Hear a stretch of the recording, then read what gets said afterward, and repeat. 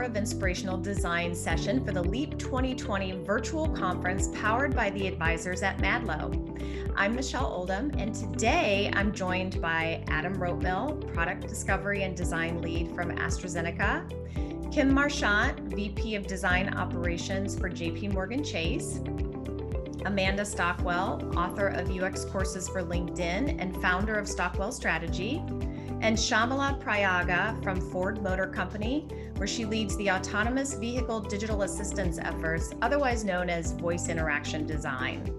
Thank you all for joining. It is so wonderful to have you. Yeah, it's going to be great. Thank you. Thanks for having us. Of course, of course. All right, so as you guys know, our conference this year is themed by all things inspiration. So I'm going to kick off by asking you about inspirational design and what specifically inspires each of you to drive meaningful growth through your work and through design. Amanda, I'll start with you. What are your thoughts? Sure. So I am in the lucky position that I'm a consultant. I get to work with a lot of different kinds of groups, a lot of different kinds of organizations.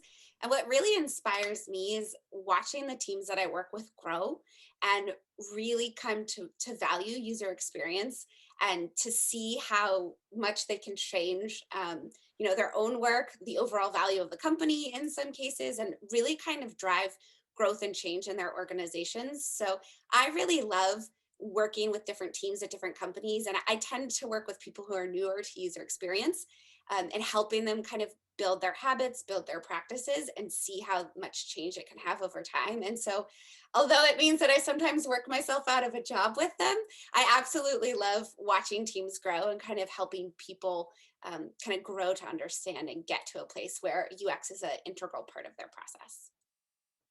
Wonderful, wonderful. Adam, how about you? What are your thoughts? Yeah, I mean, so I've always felt that design, it's sort of like you're designing a thing for a company or some users, but it's also like you're designing the world you want to live in. So that's partly why I felt, passionate about it. I think it's just piece by piece. Designers are authorial, and we're creating that world. And right now, I'm working on something for cancer patients and oncologists and caregivers, and so that's like the key performance indicators for that are like more people live longer. So it's awesome. I mean, it gets you out of bed in the morning, and I feel like UX is great, but UX is like a means to change the world. That's right. That's right. Oh, that's great, Adam. Definitely.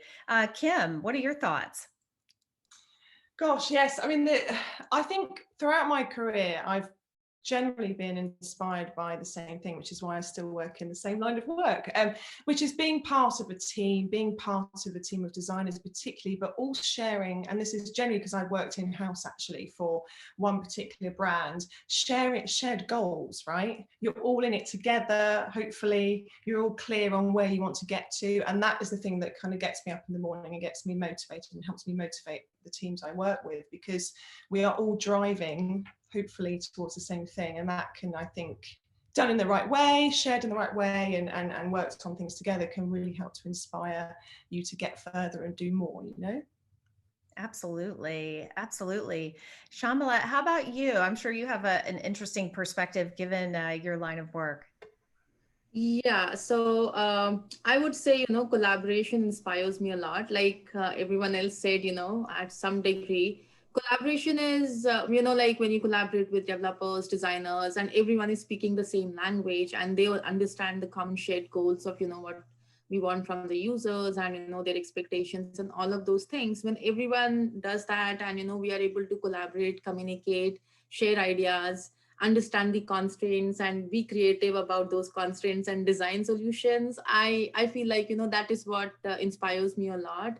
And I see that challenge day in and day out. And I feel that is what, makes this profession so different, that every day is so different. It's not the same thing. So. Yeah, definitely. Definitely. I think that's a really good point. It keeps it interesting, right? So that in itself is inspiring. All right. And I would love to add to that actually, because just thinking about that concept, which particularly working with design, we have such a broad range of skill sets within the team. And so everyone is bringing a different perspective, even though, as I said, it's often, past the shared goal, but we've got user experience, visual design, service design, creative technologists. And so everyone's bringing a different perspective, which just makes it just a really interesting experience every single time. Absolutely. Absolutely. Well, so here's another question for you all. What does transparent design or an open creative process mean to you? There's been a lot of discussion around that recently. What are your thoughts on this? Shamala, how about you?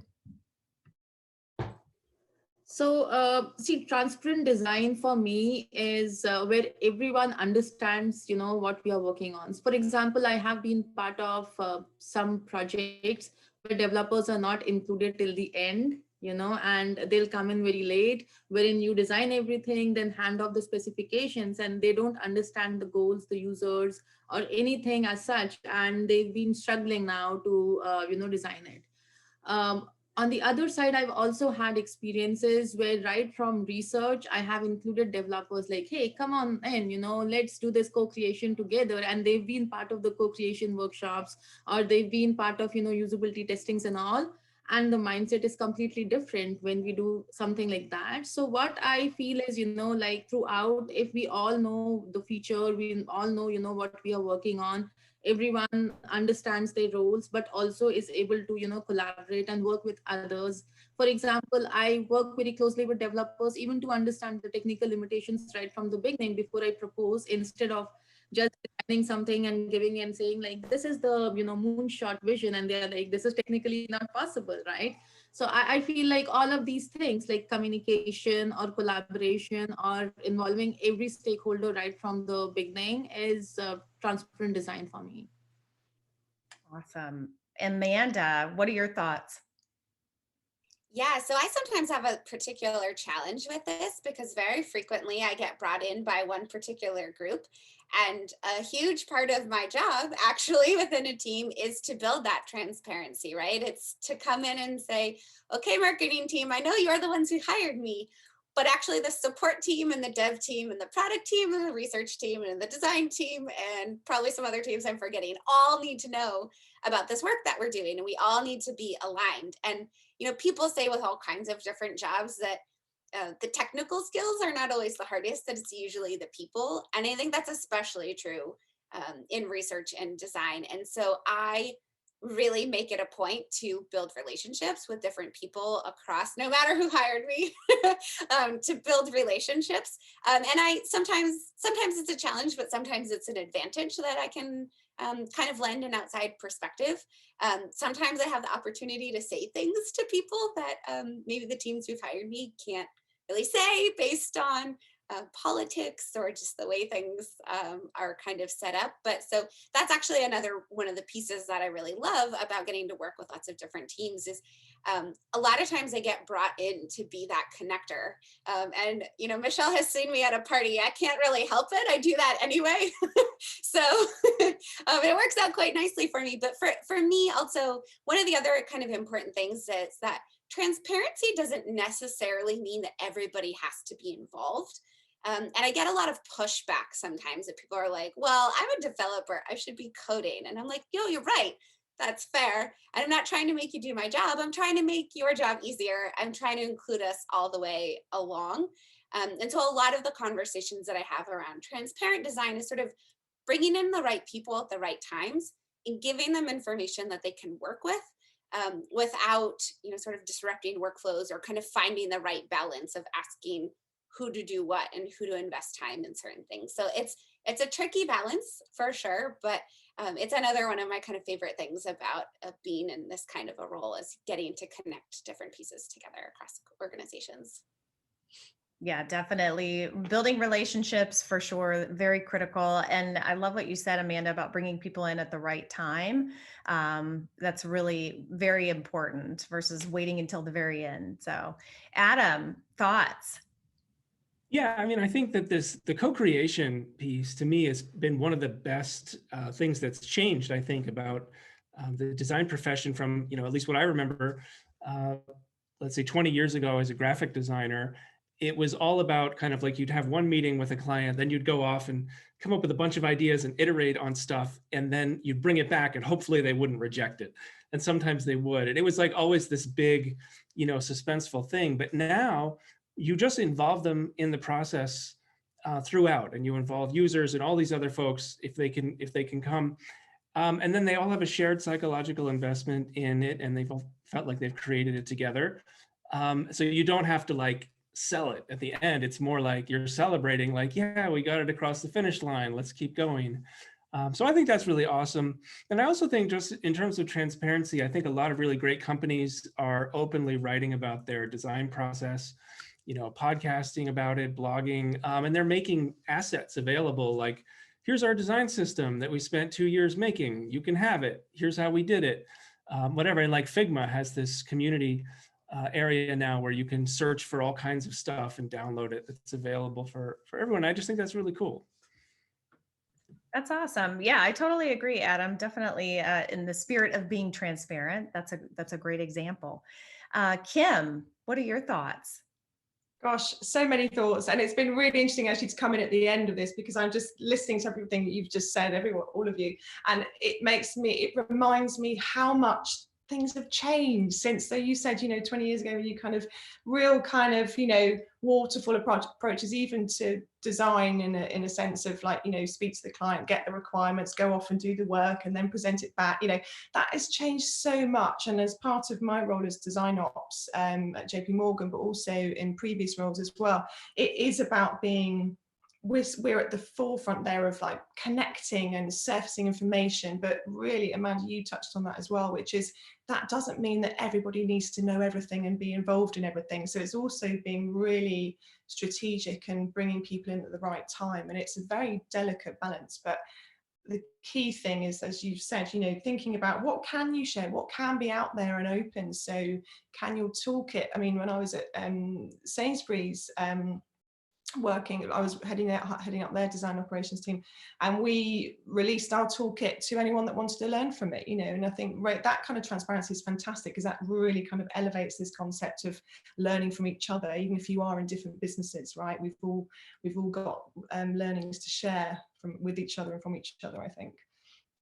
Absolutely. And Kim, this kind of feeds into our next question. And, I know you're VP of Design Operations for JP Morgan Chase, obviously. So one of the questions that actually has come in from our viewers is, what is the importance of design operations, and how has it evolved in particular? Okay, well, I'm going to be very biased, aren't I, when I say, of course, it's incredibly important. But interestingly, it's talked about, I think, now as an emerging practice, but I think that's more about, I mean, it's been around, I've been doing it for years, but it's perhaps in that sense, it's because it's newly understood, right? And it's moved.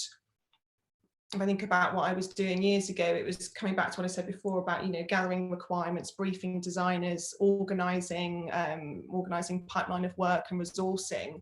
And there's all of that kind of daily kind of management of running the team, which is absolutely the bread and butter of design operations to make sure we're running smoothly. But the evolution, and this is the bit where I find really fascinating and really keeps me inspired in my role, is now that more of the kind of business transformation element. How are we going to help transform the business, whether it's thinking about client centricity or human-centered design? How do we actually instill processes outside of our immediate design team and actually connect with other areas of the business to really embed? And then you get to obviously the conversation about design maturity within organizations as well, and also thinking about how we measure our success. How do we measure what good looks like, and how do we track that, and what data can we collect from a central design ops point of view to actually showcase and surface that impact that we're having? So it's, I mean, I could talk about it for hours, to be honest. Of course. No, I think that's great. It's a critical piece that I think that a lot of people often either don't understand, or it's not as valued as it should be. So, yeah. Amanda, what are your thoughts on that?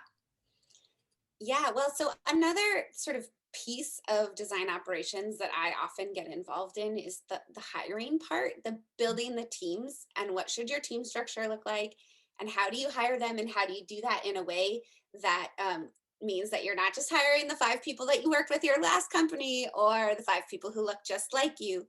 And so I have really loved watching the evolution of teams paying much more attention, first of all, to and I think that, kind of several of us have referenced, like when we first started out, it was sort of a make sure there's a UX person or a designer. And then it's become, okay, great. Maybe now we have a team. Maybe we should hire some different kinds of designers or different kinds of UXers. And now it's sort of about like operationalizing and sort of making sure that there's sort of an appropriate balance, and that's different for every team and for every organization, and what that looks like can be a little bit different. But I spent an awful lot of time hiring teams, hiring people, reviewing individual people, helping them get hired. But also, I've spent a lot of time in the last couple of years helping teams kind of build up their processes for hiring. And what does it look like to hire a UX person or a designer?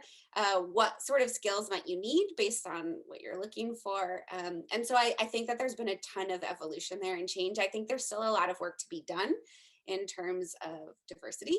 And I think that I'm really happy that that's something people are starting to pay more attention to, but I don't think that it's something that we have like solved well as an industry or as anywhere in the world. I don't know anywhere that solved it really well, but it makes me happy that at least it's a conversation now, and it's something that people seem to be paying attention to. And so I very much am sort of interested in that evolution, and hoping that I can do what I can at various clients that I work with to kind of help build that as well. Yeah, thank you, Amanda. That's great. That's great. Shamla, what are your thoughts?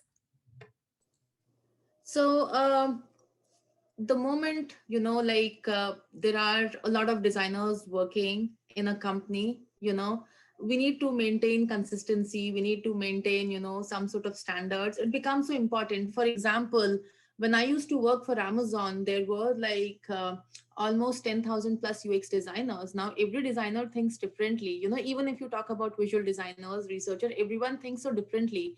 And because they try to bring experience from, their previous jobs, and they try to, apply those things. So how do you maintain consistency? If you look at Amazon, or if you look at Ford, or if you look at any website, it doesn't look like, multiple designers have worked in it, but it feels like one person has worked, because that is a very good example of, operationalizing things, right? Like they have created style guides, or they created design patterns for the designers to consume, so that, okay, if you have to pick like list, this is how it has to look. Even the copy, like you have UX writers and there's a style guide. So it's a way to say like this is how the choice of words or tone of voice should be. And I do that pretty much even for the voice interaction design as well. Like even if you look at voice applications, there are so many different like conversational designers who will be working on it. Now, how do you ensure that like all of them resonate the brand and the personality as well? So I feel like it becomes really important to create standards and operations around these things, for sure, like the design patterns or the styles and stuff like that, so that it doesn't go all over the place. So we used to have some sort of standards when I used to work for Amazon, where there were like gatekeepers, and you can submit a pattern saying I need this kind of pattern for this reason, and this might help other designers as well. So you cannot just add any design you saw on Google and say like, hey, this is how it has to look. So that was one thing. And I second what Amanda said, like recruiting, of course, you need to also make sure that you're recruiting the right kind of people, not the only kind of person who you think like.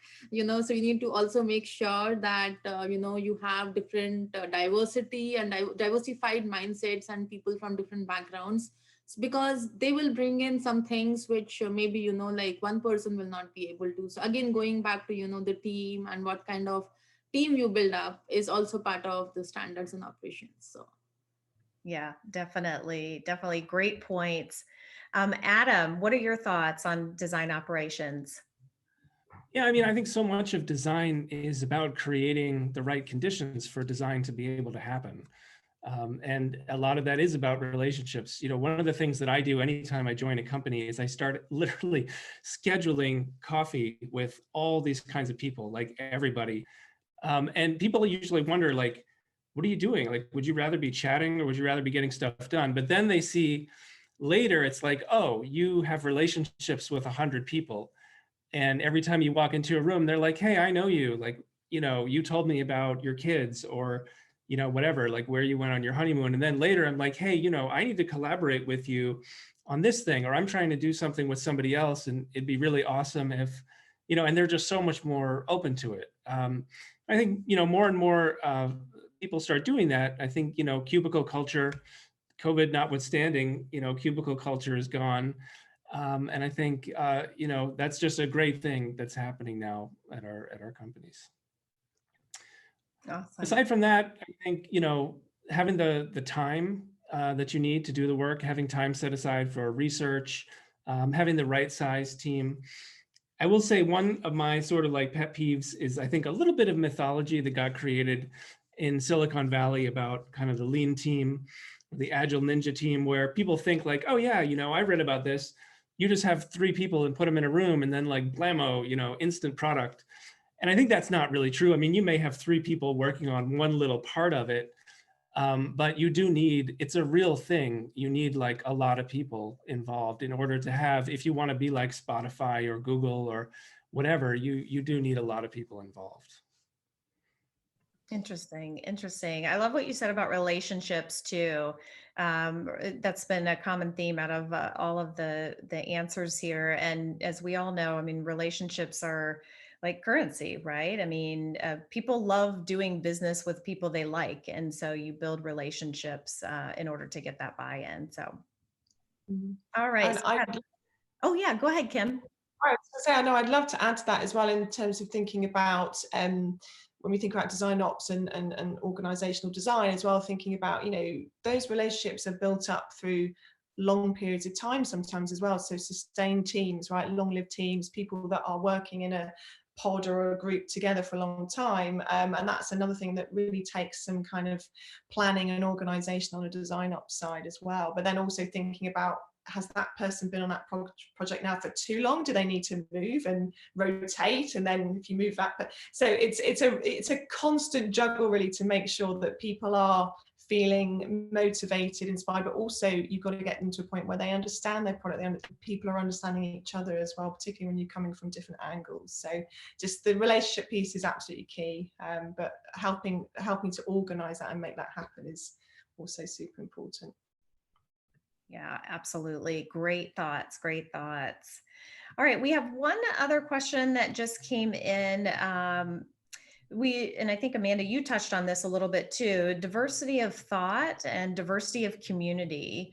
So the question is, how do you incorporate diversity and inclusion into your design teams and work? Adam, I'll start with you. Yeah, I mean, obviously hiring a diverse range of candidates, you know, but I think we'll talk more about that. But also I would like to talk about research. You know, if you find yourself in your research talking to like a narrow set of people, that's not going to be very good for your product. And even if you can't do it yourself, or if you don't have to, you can hire a third-party professional research firm, and it would be worth it, because you can say to them, hey, like we need, and the thing is with diversity in research, you need a cross-section of the entire planet, but it may be, so you may want to prioritize, like we need to include participants living in the UK for this, and that's super important. So they could do that, or, you know, we need to have an exactly equal distribution across all 5 quintiles of everybody from 18 to 80 years old.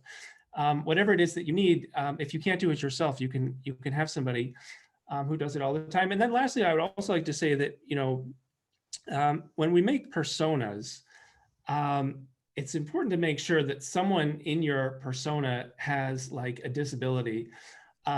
Just build it in, and not only disability, but also consider limited states that all people could be in, whether you have a disability or not. There may be temporarily you're carrying groceries, or you're in a noisy environment, or you're sick, or whatever. And if you build those into the personas, that will help you with the design work as a team. Great point, Adam. Definitely touching on accessibility, which is really critical. So, all right, Amanda, thoughts on diversity? So I already started to mention this.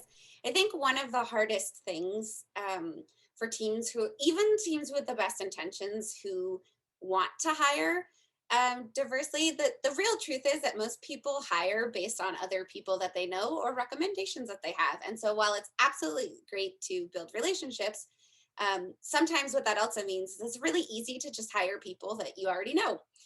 Or that are already in your circle of people. And so I've seen a couple of groups recently do a really good job of really actively looking for new ways to source candidates. And actually, this is true for recruiting participants as well as recruiting, like candidates for jobs and candidates for, like research participants. But looking outside of the normal channels that you have, specifically calling out, groups that are focused on, like there's a Black designers Twitter, there's different hashtags you can use on LinkedIn. There are different like varying levels of ability groups that you can reach out to, and making sure that you're not just passively saying, okay, we're going to see what comes to us, but really actively making changes about how you look for people, and taking on that onus of it's on me to make sure that I'm surrounded by different perspectives, and it's on me to make sure that I am getting different people included, and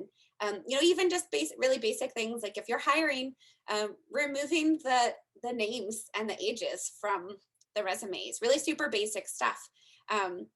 But there's lots of research that shows that it does make a difference. And sometimes you overlook people who could have really great perspective that will really open your ideas, open your eyes to ideas that you wouldn't have thought of before. And so I also like to remind people that diversity is not a chore.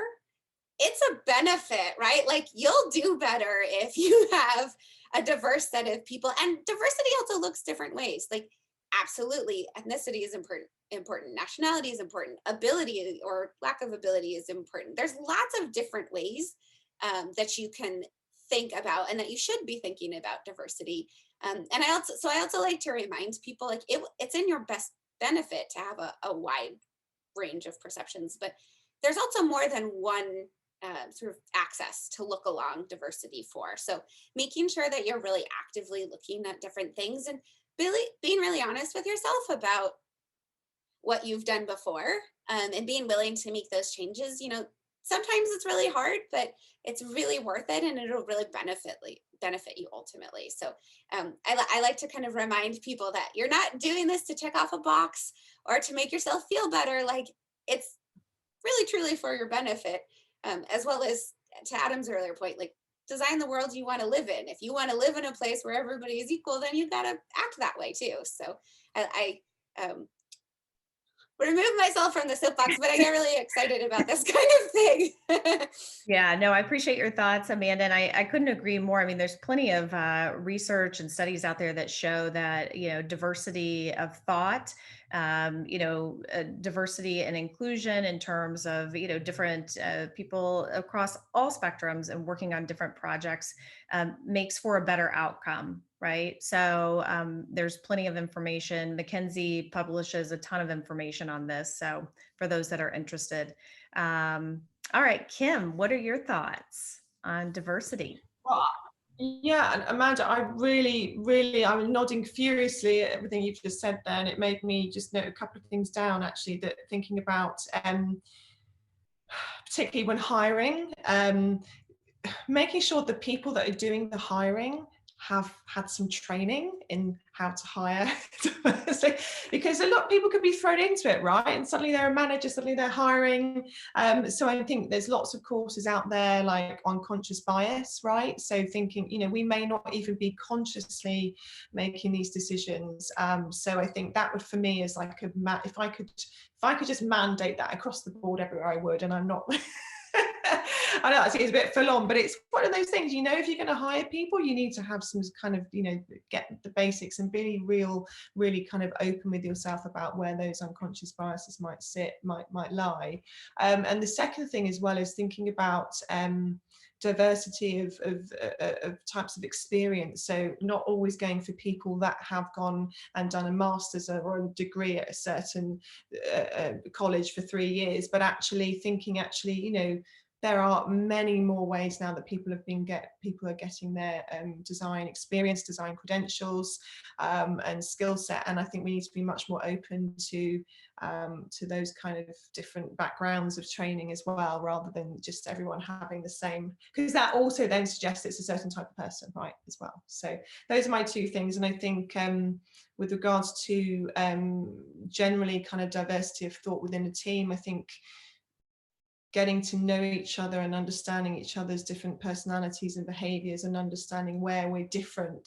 And I'm talking here specifically actually about a personality point of view, because it's really fascinating when you get together and you go, oh yeah, I'm like that too, but oh, I know I hate it when people talk to me like that, or you know, well, not so much these days in COVID times, but you know, some people don't like being people coming up to them at their desk because they're busy working, and then therefore they might be a bit abrupt, but they don't mean it. It's just that was quite you know, a bit too intense for them, but other people love it. So really understanding different personalities is so important within a team. So again, coming back to the first question, which is how do you grow and how do you make the most of the team you've got? Well, you need to understand everyone's differences, don't you? Those would be my 3 things. Yeah, thank you, Kim. No, I think great points. And I loved your point too about the training piece, which is so critical, especially if you're hiring. So great points. Shamala, what are your thoughts? Yeah, I love all the points. You know, I kind of echo with all the points, because personally I've seen, you know, these kind of things being implemented by companies. Like Ford, we have a specific training on unconscious bias. You know, every employee has to go through that, because unknowingly we do that, you know, like we would just have bias and we may not know about those things. And then also, you know, like not many people understand inclusive or diversity kind of thing. So you know, like having trainings about that as well, like, you know, what is inclusivity? You know, when we talk about diversity, what does that mean? So diversity is not only, you know, like gender, right? It's also demographics, it's also religion, it's also, you know, you can have personal choices or orientations, and all of those things are part of, you know, being diverse. In addition to that, I also like, you know, Adam's point on when you're designing, you know, you have to think about not just normal personas, but also think about, you know, people with different abilities, disabilities, situations, and all of those things. That is another way of doing, you know, diverse designs. One more thing, what I have seen has helped is when you're hiring, you know, you can also hire people who have any kind of disabilities. If you have people from, you know, like any kind of background, it helps, right? For example, if you come from a certain region or demographic, that gives a different kind of thought process to your design. But also bringing in people who have some kind of disabilities in your design team will help tremendously, because they are always vouching for people, you know, who you are not thinking about in your designs. So I definitely feel it kind of helps a lot. I've personally seen, you know, like here we, you know, do have designers who have you know, different kind of disabilities, and how thought process changes, because you're not only thinking about happy cases, you're not only thinking about, you know, just a typical persona of your product, but thinking about every person, every situation. Definitely. I totally agree, Shamala. Well said. Well said. All right. Well, I think that's all that we have time for today. Thank you all for joining us today. I'd like to thank our guests. And for more information about additional sessions at LEAP 2020 or any of the show notes on this session, feel free to visit www.madlo.net. And also don't forget to pick up a copy of Allison Holzer's book, Dare to Inspire, where she talks about all of the 18 engines of inspiration across all of the different areas that we're discussing today. Thank you so much, and we appreciate it. We'll see you next time.